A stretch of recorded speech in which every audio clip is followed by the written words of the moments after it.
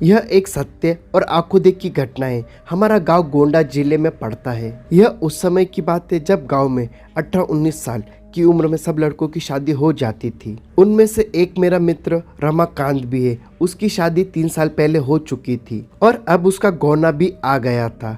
उसकी बीवी बहुत ज्यादा निडर थी। इसको मैं निडर इसलिए बता रहा हूँ क्योंकि उसकी निडरता एक दिन बहुत भारी पड़ गई थी। 3-4 साल पहले तक गांव की अधिकतर औरतें सुबह सुबह उठकर टॉयलेट के लिए खेत या फिर खुले मैदान में जाया करती थी। वो भी जब गांव के पुरुष लोग सो रहे हो तब जाती थी।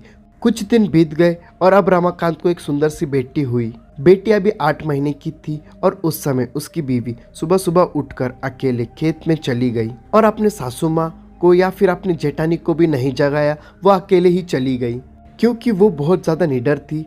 लेकिन उस समय वह ना तो हाथ में चाकू ना ही माचिस ली थी। जिस घर में बच्चा पैदा होता है उसके 1 साल तक उस घर की औरत को बाहर अकेले नहीं भेजा जाता है, वह भी सुबह सुबह बिना किसी को साथ लिए, क्योंकि उन औरतों पर भूत प्रेत इन लोगों का साया जल्दी पड़ता है। लेकिन वह अकेले गई थी। तभी वहाँ एक बेल का पेड़ लगा था और उस पर एक चुड़ैल घूम रही थी और वह चुड़ैल उसके साथ आना नहीं चाहती थी, लेकिन फिर भी वो आ गई। जब रमाकांत की औरत खेत से आई तो वो लोटा फेंक कर पलंग पर बैठकर गाना गाने लगी। बगल में ही खाट पर लेटी हुई उसकी बच्ची जोर जोर से रो रही थी, लेकिन वह तो गाना गाने में व्यस्त थी, इसलिए उसे सुनाई नहीं दिया। यह देखकर रमाकांत चिल्लाने लगा कि बेटी को उठाओ, क्या तुम्हें सुनाई नहीं दे रहा है कि वो रो रही है?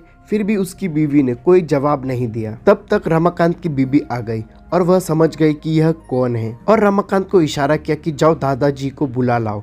इतना सुनते ही रमाकांत समझ गया कि मेरी बीबी के ऊपर कोई चुड़ैल का साया है। तभी भाभी ने दादाजी का नाम लिया। तब तो रमाकांत पलंग पर बैठकर दादागिरी झाड़ने लगा और बोला कि तुम कौन हो, यहाँ पर क्यों आई हो, क्या तुम मुझसे शादी करना चाहती हो? इसी दौरान गांव की कुछ औरतें और कुछ पुरुष मजा लेने के लिए इकट्ठा हो गए और चुड़ैल ने कहा कि मुझ में तुम्हें क्यों दिलचस्पी हो रही है, क्यों मुझसे शादी करने के लिए उतारू हो? तो रमाकांत झट से बोला कि मैं कुछ काम धंधा तो करता नहीं, लेकिन अगर तुम साथ रहोगी तो धन दौलत लाती रहोगी। चुड़ैल ने हंसकर बोला, ऐसा कुछ नहीं होता, हमारे में भी कोई ना कोई मुखिया जरूर रहता है जो धन दौलत की रखवाली करता है।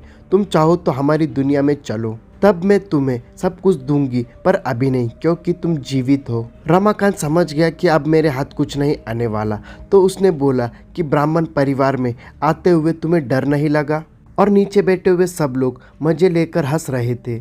तब तक दादाजी भी आ गए और बोले कि यहाँ से सब लोग हट जाओ और अपने अपने घर जाओ। इतने में रमाकांत की बीवी पलंग से नीचे उतरकर सिर पर पल्लू डाल ली और चुड़ैल भी चली गई। तब रमाकांत मन ही मन बड़बड़ाने लगा कि इनको भी अभी आना था, अगर थोड़ी देर बाद आते तो क्या पता मैं भी मालामाल हो जाता। बेचारा रमाकांत बहुत दुखी हो गया।